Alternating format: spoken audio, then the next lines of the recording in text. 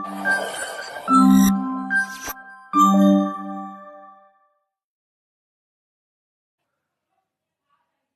Everyone and welcome to this channel. तो आज हम लोग कंटिन्यू करने वाले हैं हमारे प्रीवियस वीडियो से। इन द प्रीवियस वीडियो हमने कुछ पैरामीटर्स कैलकुलेट किए थे that were current gain, voltage gain, power gain, input impedance and output impedance. And इस वीडियो में हम लोग कैलकुलेट करने वाले हैं the overall voltage gain and the overall current gain. तो बात करें हम लोग सबसे पहले about the overall voltage gain, तो उसका फॉर्मूला होता है which is output voltage divided by source voltage, which is V2 by Vs, which is our source voltage. अब हम लोग क्या करेंगे, we are going to multiply the numerator and denominator by V1. अब इसको हम लोग थोड़ा बहुत rearrange कर सकते हैं. So we will have this formula as V2 by V1 multiplied by V1 by Vs. Now we already know that V2 by V1 is equal to our voltage gain. तो हमारे पास overall voltage gain का formula आ गया, that is voltage gain multiplied by V1 by Vs. अब जो हमारा original circuit है उसको हम लोग थोड़ा मॉडिफाई करते हैं to calculate the value of V1 by Vs. तो यहाँ पे हमारा Vs वोल्टेज सोर्स है, here we have our Rs resistor and यहाँ पे हमारा Zi इंपीडेंस है जिसका वोल्टेज है V1 एंड यहाँ से I करंट फ्लो कर रहा है. So we can apply KVL in this particular circuit and we are going to get the equation as Vs minus IRs minus IZI is equal to 0. यहाँ से हम लोग I की वैल्यू निकाल सकते हैं which is equal to Vs by Rs plus Zi. अब we know that V1 is equal to I times Zi.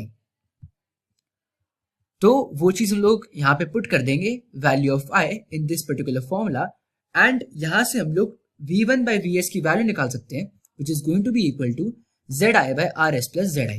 अब इस पर्टिकुलर वैल्यू को हम लोग हमारे इस फॉर्मूले में पुट कर देंगे.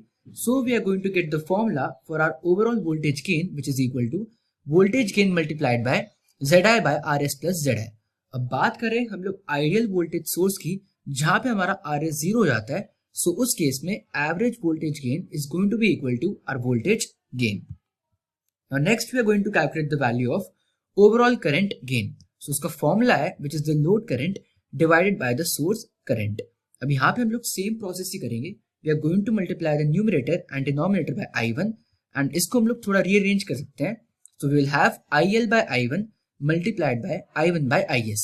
Now we know that IL is equal to minus I2 क्योंकि I2 reverse direction में flow करता है compared to IL and we know that minus I2 by I1 is equal to our current gain.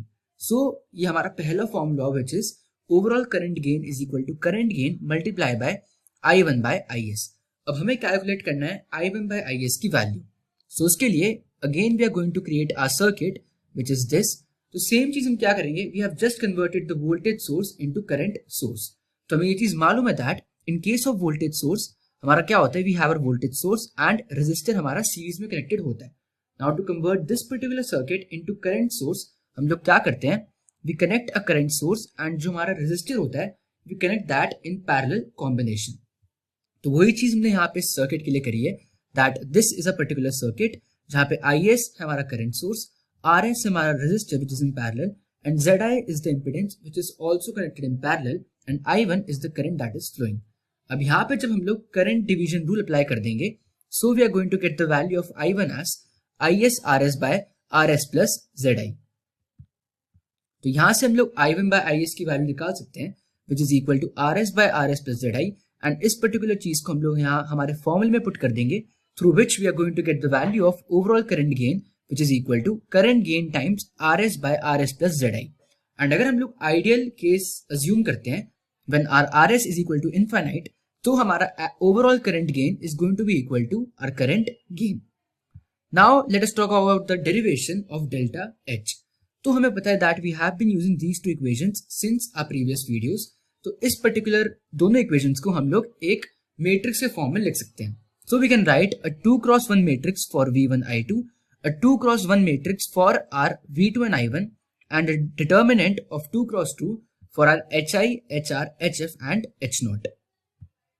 अब हम लोग इस वाले matrix को D नाम से डिनोट कर रहे हैं because it has all the dependent factors.